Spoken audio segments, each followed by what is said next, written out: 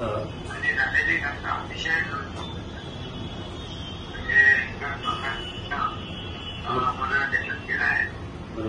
आम्ही सगळे आपल्या सोबत आहोत आणि जे काही शासन म्हणून काय कारवाई करायची निश्चित करू.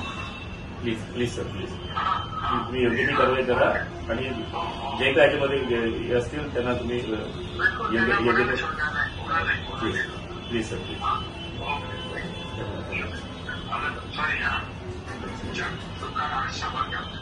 अशी दुर्दैवी घटना झालेली आहे. अर्णव खैरे 21 वर्षाचा मुलगा त्याने आत्महत्या केली आणि त्याचं कारण भाषावादी आहे. आणि जे कोण याच्यामध्ये दोषी असतील त्यांना फास्ट ट्रॅकवरती घेऊन त्यांना न्याय मिळवून दिला पाहिजे या कुटुंबाला.